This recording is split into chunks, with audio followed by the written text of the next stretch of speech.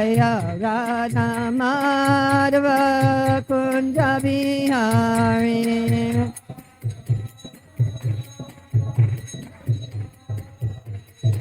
Gopi Jana Vallabha Giridharadari. Gopi Jana Vallabha Giridharadari. Yasodanandana Brajajanarandana. Yasodanandana Brajajanarandana. Yamunati Ramanachari. Yamunati Ramanachari. Om Namo Bhagavate Vasudevaya. Om Namo Bhagavate Vasudevaya.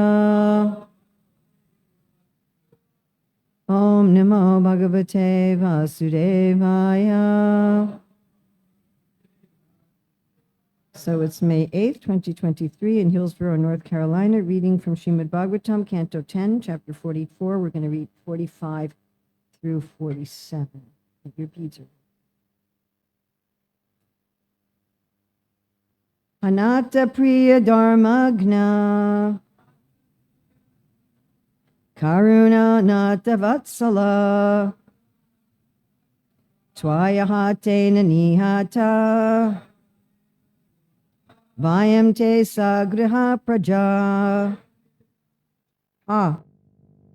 Alas, Nata, O Master, Priya, O dear one, Dharmagna, O knower of religious principles, Karuna, O kind one, Anatta, to those who have no protector, Vatsala, O you who are compassionate, Twaya, by you, Hatena, being killed, Nihata, are killed, Vayam, we, Te, your, Sa, together with, Griha, the home, Prajaha, and offspring.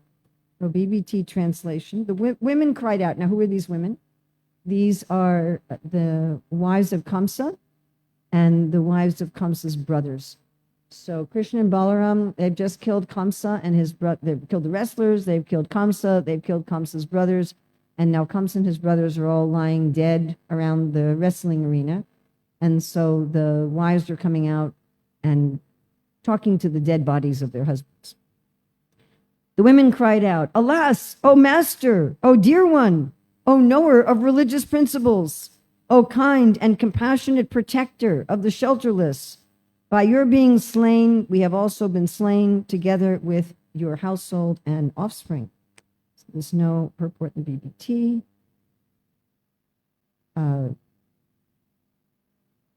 Vishwanath Chakravarti Thakur says, the daughter of Jarasandha and others who were married speak in 2 verses. Along with our houses and offspring, we have also been killed. And Sanatana Goswami,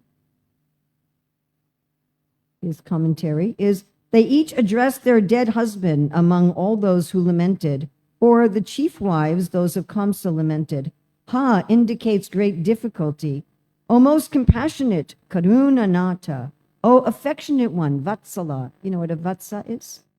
Vatsa is a calf. Just like we talk about children, we call them what? Kids. So in Sanskrit, they call them calves. You know, can you bring your calves to the picnic today? Means like, can you bring your kids to the... Yeah. Or, O compassionate one, Karuna. O affectionate to persons without shelter, Anata Vatsala. The addresses are progressively more excellent. By your complete death, Ahate, we die. Or even slightly wounded, we, along with our children, die completely. Nihata, what to speak of your dying. Okay, we're going to go on. I just didn't want to just talk about glorification of Kamsa, so I hope you'll excuse me. Especially this is my last class in Hillsborough. I didn't want to how do we remember Urmila? Glorified Kamsa. So I was just like, nah. Well, for a while anyway.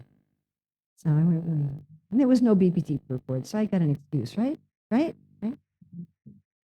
Don't report me to whoever the Shastra police are. So we're going to go on to 46. Twaya virahi tapatya puriyam purushar shaba nashobate vayam eva nirito sava mangala. O great hero among men, bereft of you, its master, this city has lost its beauty just as we have, and all festivity and good fortune within it has come to an end. So read First Sanatan, and Jiva Goswami is about the same in his.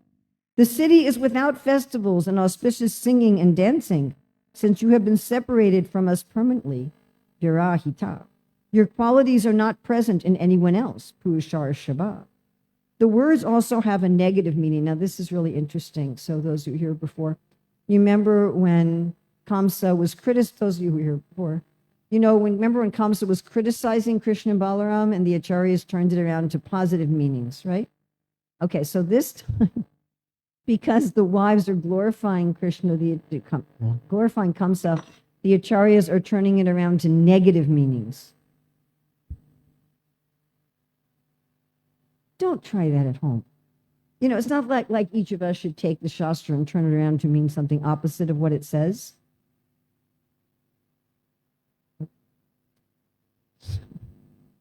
The words also have a negative meaning. Anatta priya dharma gna karunanata vatsala may be taken as one word. O wretched with no affection, no knowledge of dharma, no mercy, and without compassion for the wretched. Rishabha refers to a musical note, a medicinal herb, a bull, and also means excellent. O devious man, does not the city look wonderful without you? I'm sure the women didn't intend that. Sanatana Goswami just got a little bit. He didn't want to glorify Kamsa either. He was having the same problem. Okay, let's go into text 47. Anagasam twam bhutanam kritavan droham ulbanam tene mambo dasamnito bhutadrik ko labhetasam. O dear one, you have been brought to this state because of the terrible violence you committed against innocent creatures. How can one who harms others attain happiness? BBT purport. Having expressed their sentimental grief, the ladies now speak practical wisdom. They are beginning to see things realistically because their minds were purified by the agony of the recent events and by the association of Lord Krishna. Now that's practically verbatim Vishwanath Chakravarti Thakur's commentary, so we're not going to read his. We'll read Sanatana Goswami's. If he were an excellent person, how could he die so miserably? You committed excessive violence to sinless beings, O king of the demons. But Kamsa might say, but that is not a sin for demons like me, dedicated to Gyan. And the wise would reply, there's no happiness or auspiciousness for the violent person. And let's look at Jiva Goswami here. Jiva Goswami says, some women who lamented along with the others just as a matter of material custom, understanding the truth, speak in two verses, this and the next one. You committed excessive violence to sinless beings, making them die with great suffering. So here we see something unusual, right? Kamsa's glorified in two verses, and then he's condemned in one verse. And I was looking at Mandodari and Ravana's queens lamenting at his death. And they glorified him a little bit, but mostly they condemned him. Mostly they said, your body's fit to be eaten by vultures and your soul fit to go to hell. They loved him. It wasn't that they didn't love him, but they did say something similar like, the city can't enjoy without its master. The city's lost everything and we've lost everything. So it's not that they didn't love him. And I was thinking that it would be very, very easy to just say, well, which would be supported by Vishwanath Chakravarti Thakur, and to some extent by Jiva Goswami. It'd be very easy just to say, well, these women who were glorifying Kamsa were just idiots. They were just sentimental. They didn't see him for what he really was. I thought, well, that's easy. But perhaps there's something else here as well, and that is that all of us actually have all good qualities, and that our demoniac nature is an artificial covering. And this is a major question. So as an educator, when you're looking at what they euphemistically call classroom management, which basically means getting children to behave as if they're humans rather than animals, children don't have a lot of sense control, right? Or they don't have a lot of innate consideration for others. Right? I like your toy, I'm taking it for myself. That's the way most children think. So there's underlying philosophies of classroom management. One is that human beings are innately good, but have become polluted externally. Another is that humans are innately bad, and we have to just remake them, reform them completely. And another is that human beings are just neutral and you can make them good or bad. So the prevalent Christian philosophy is that we are innately bad. Right? We didn't exist before this life, and we were born from sin, and we're simply sinful creatures. We're just really nasty, sinful creatures. And we have to be kind of smashed and bashed and, melted and reformed in order to become good creatures. Yes? That's basically the prevalent Christian philosophy. Most Christian sects adhere to that philosophy, which is why you'll find that the Christian mood is very punitive. Have you noticed this? It's a really, really punitive, punishing, heavy mood. And then you have kind of what we call nowadays the woo people, the spiritual people. And they're like, we're all innately good, and what's making us bad is society. And especially religions like Christianity are making us bad, So any religion that says that we're bad is what's making us bad. Actually, we're all good, and you should just let children do whatever they want. And if you just let children do whatever they want, they'll just be good because they're naturally good. And then there's people who say, well, we're actually not anything but matter. Right? Just in some primordial soup, some atoms somehow became conscious of themselves and started reproducing. Interesting. So we're just nothing. And whether we're good or bad is entirely according to our environment. So our Vedic philosophy is that we are good. We actually have the qualities of God. We have most of the qualities of God. However, our evil is not so much the result of our environment, but the result of our poor choices, that we are covering ourselves in evil. And then there's a process of removing the evil and making the good be available. And one way we know that this is true, we were talking yesterday about how do we know what's true, right? One way we know this is true is that even in the most evil persons and the most evil beings and the most nasty beings, there are moments when good manifests and kind of good flickers, isn't it? Yes? Something. There'll be some indication, at least to somebody. So I want to look at the fact that we're all good, and then the fact that we're all bad, and then what do we do about this? So we're all good. We have, of the 64 qualities of Krishna, we have 50 of them. Anybody know what some of them are?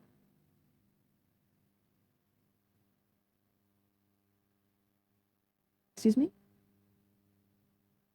We have the 6 opulences in minute quantity, yes. What else? 50 of the 64 qualities. Nice to know who you are. Don't you all want to know who you are? Who am I? We're expert linguists. What else? We're truthful. What else? Strong. Yes, what else? Handsome, yes. We're very renounced, yes. We're all geniuses. We're all humble about our being geniuses too, yes. Expert. Ever youthful. Huh? We're pure. I mean, if you ever worry about self-esteem, go to the Nectar Devotion and read the first 50 qualities of Krishna. That's who we are. That's actually who we are. Isn't that nice? I mean, that's not who I seem to be right now, but that's who I actually am. You know, sometimes there's a person, and there's lots of stories about this, you know, both fictional and non-fictional. There'll be some person who has some incredible talent that they don't recognize in themselves, right? You've all read about these kind of stories? And someone comes along and wow, you're an incredible dancer, or you're an incredible musician, or right? Or you're an amazing mathematician, and the person didn't even know. Correct? And some person just brings it out in them. Or there's always stories about someone who's actually royalty and doesn't know. Yes? They're actually the prince or the princess, and they don't know. They were raised, you know, they were hidden away when they were a baby, and they had no idea. Of course, in the Mahabharata, this is the tragic story of Karna. Karna had no idea of his royal and demigod lineage. He thought he was from a low-class background, but actually he was the child of the sun god and of Kunti. Unfortunately, he found that a little too late. But so this kind of story, yeah, you've all heard stories like this, fiction, nonfiction. You know, you think you're just a beggar in the street, but actually you're the prince. So it's kind of like that. Prabhupada gives this analogy all the time, that we're the children of a very rich person, and you know, somehow we've become like homeless wanderers. And someone has to come and remind us, hey, you know, this is who you are. So this is never extinguished. It's not that it's gone. It's just covered. It's still there. All these qualities of ours are still there. So when we lived in Boston, the Boston Temple, the building, whoever built this building, it's built so that practically anything you say in any part of the building can be heard in any other part of the building, which once you become aware of that, and like the bathrooms are one on top of another, and the women's bathroom was, we never told the men that we could hear everything that they could say in the bathroom, but we were all very quiet. So, you know, so the women lived on the fourth floor, and the married women also lived there. So the husbands were allowed to visit their wives there. So our child was like 1 year old, and my husband was watching him in the hallway, and somehow he let him play with my husband let our child play with a glass jar, and so the baby broke the glass jar. And when I came to check on them, his hand was bleeding, and it wasn't that bad of a cut, but it looked terrible. I mean, he was just covered with blood, and I completely lost it. Just like totally lost it. And I was screaming at my husband in the hallway. I don't remember what I said, but I'm sure it was not polite. So anyway, I was like screaming. And so this could be heard all over everybody in the entire temple could hear every single thing I was saying. So the temple president called me into his office, and he said, you know, you shouldn't talk to your husband like that. But he let me. And then the temple president said to me, you should be humble. And I said, but I'm not humble. That would be artificial. And he said, no, you are humble. Being arrogant is artificial. And it was like, whoa, as my granddaughter would say, a mind blow. It was, it was one of those, you know, sometimes somebody says one thing in your life that just, oh, that's who I really am. Right? That's who I really am. And so again, it flickers. Just like, you know, some big mafia boss who's killed 50 people and ordered hits on 100 more. And selling fentanyl to people and running prostitution rings. He might be really nice to his kids. Am I correct? He might give in charities. He might see some, unfortunate person and actually feel compassion and help them out. Happens. I'm sure, again, you've heard of like really evil serial killers, and their spouse and their kids have no idea. They have no idea. He was such a loving husband and such a loving father, and he took nice care of the dog. And the neighbors, they say, and the other people at work, where he went to work, and he was compassionate. Am I correct? And somebody can say, oh, that was all fake, but it isn't all fake. The qualities of the soul peek out even in very, very evil people. Or, evil species. They're very, very cruel species. So I don't know if you've ever heard of scorpion mice. Any of you ever heard of scorpion mice?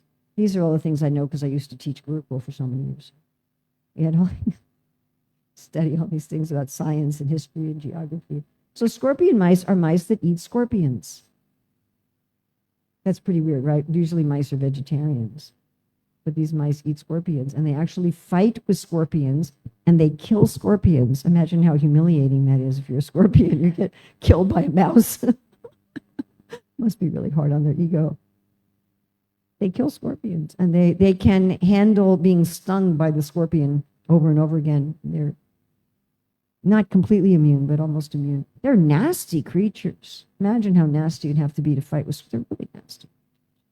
But they really love their children. The male and female scorpion mice, they have a very tight bond, and they really, really take care of their children. And like some owl takes one of their little baby mice, the male and female scorpion mice, they're hugging each other and they're crying over the loss of their baby. Now, I don't know what good qualities poison ivy has. I haven't figured that one out. But I'm sure it has some role in the ecosystem. Right? Something. Or maybe some of you have seen that documentary about bringing the wolves back to Yellowstone. Any of you seen that? It's really worth seeing.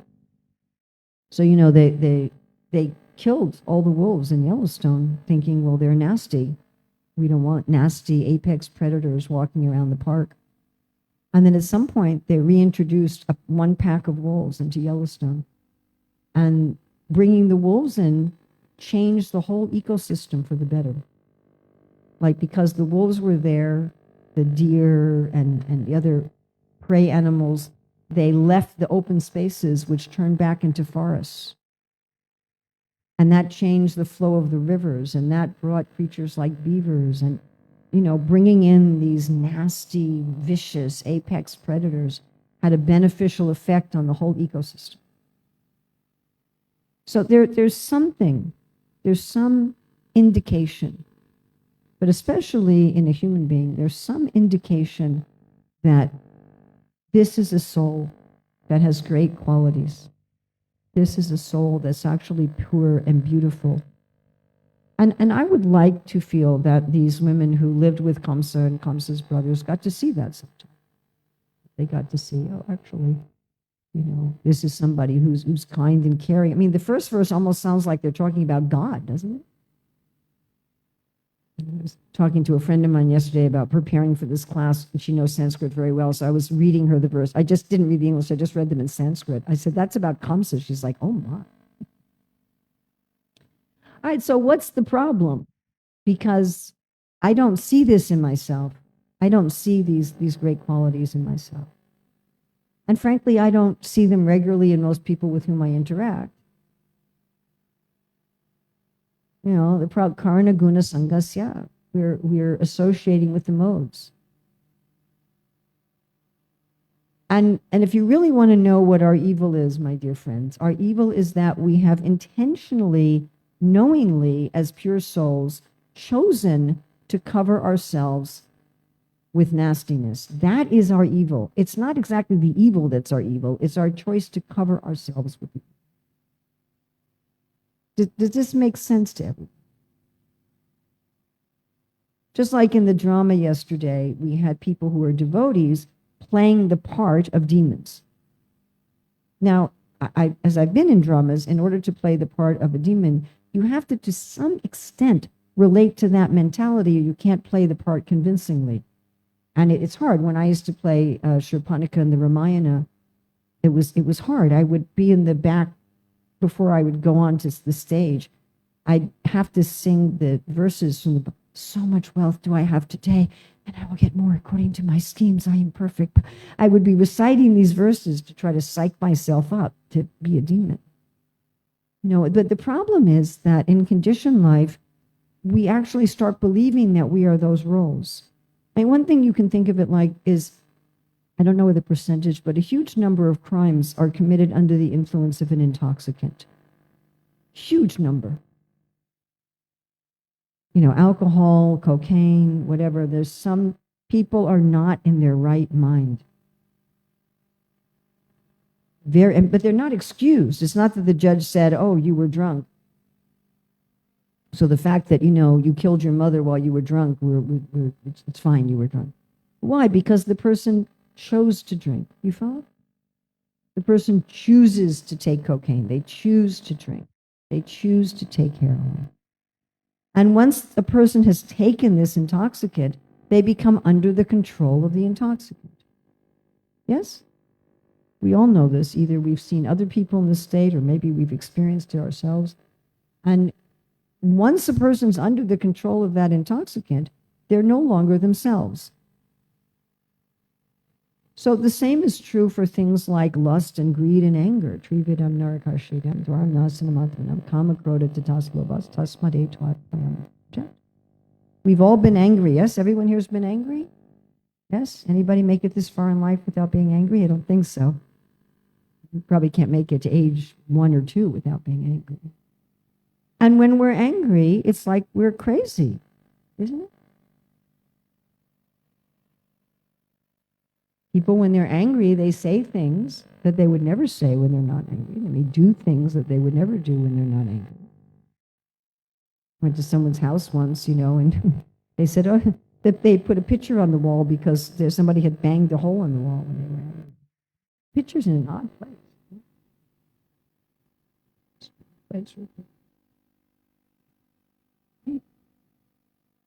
Or lust. Do people do crazy things when they're lusty? People ruin their whole lives when they're lusty. It's unbelievable. Isn't it? They throw away their whole life. The example I always give is of Bill Clinton. It's like, what was he thinking? He was the president of the United States. You get to be president of the United States and you're going to throw it away for a sexual affair with an intern. Who would do that logically? Who would sit down in a sane frame of mind and say, I'm the most important person in the world, and I think I'm going to throw it all away for a sexual affair. But that's or greed. How many people commit horrific crimes and end up in jail because they're greedy? So they're like intoxicants. But we willingly, Krishna says of the demons, kam ashraya. They take shelter of their lust. And he says also early in the Gita, ahankara ashraya. We think, and Raghunath Das Goswami talks about this in Manashiksha in verse 6, it's my lust. It's not like, there's not some devil there. It's not like Maya's saying, ha ha. And it doesn't feel like that.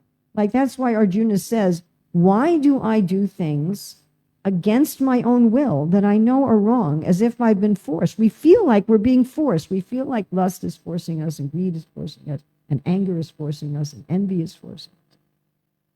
They're compared to whips. But they're not. We're putting ourselves under their shelter.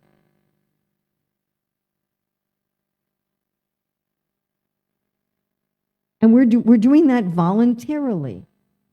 And by the way, we're doing it knowingly, as much as a person knowingly takes an intoxicant. We may not feel that we're doing it knowingly, but we are.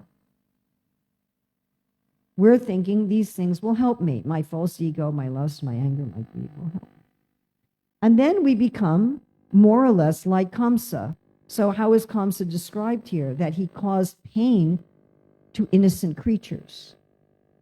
So Prabhupada one time defined the difference between material and spiritual. That spiritual is you're happy when others are happy, you're sad when others are sad. And material is you're happy when others are sad, and you're sad when others are happy. And he says, we don't like to admit this, but this is the actual fact. I mean, I'm okay if you're all happy, just not as happy as I am. You can have money, just not quite as much as me. And you can have an attractive spouse, but mine has to be more attractive. You can be smart, but not as smart as me. You can have a nice car, but not quite as nice as me.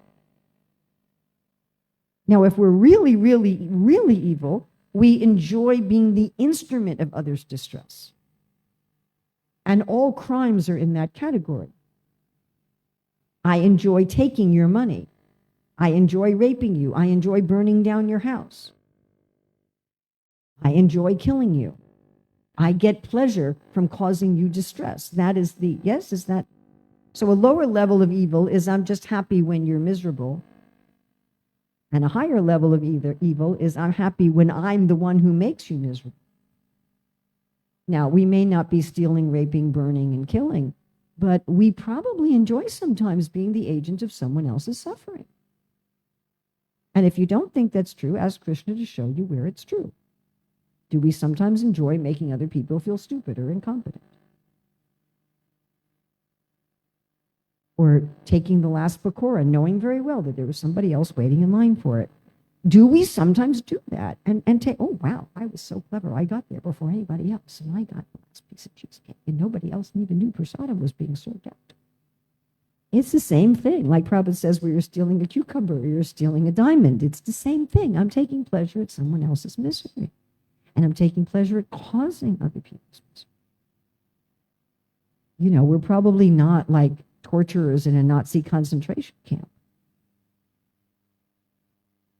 So we might think, well, I'm not doing this. You know, I'm not torturing people in the concentration camps with painful medical experiments. So I'm a nice person. But do I ever take pleasure in being the agent of others' suffering? And of course, all of meat eating is in that category, right? That's what meat eating is. I'm taking pleasure in the suffering of another being. And I'm taking pleasure in being the cause of the suffering of that other. The people going to McDonald's obviously are the indirect cause. They're still the cause. And they don't think I'm like a Nazi war criminal. They're not thinking that when they buy their hamburger, right? They're not thinking, well, I'm like Mengele. But they are. It's not any different. So what are we going to do? Well, first of all, we should see that all living entities are soul, that even if some living entity performs heinous activities, they're still a soul. And they're still ultimately good. And everyone has a chance of reformation. Now, not everyone's going to be reformed in this minute or this hour or this life, but everybody ultimately has a chance of reformation. You know, Prabhupada, even before he started ISKCON, he was doing prison preaching. And that we have a chance of reformation. We are not this evil. It's superfluous to us. We're not it at all. Not at all. In no way. We're like a person identifying with an evil computer game character. And it's just not us at all. And we can choose, just like we have chosen to put ourselves under the control of Maya, we can choose to put ourselves under the control of Krishna. We have that choice, and Prabhupada says we're being given that choice imperceptibly 24 hours a day. We can always choose to be who we really are. You know, right now in 2023, it's a big thing, you know, be who you really are. But this is who we really are. And we can choose that. We really can. It seems very difficult. It seems very hard to choose to be a soul. It seems that Maya is forcing us to act in a way that's not accord with our real nature. But what does Krishna say? Right?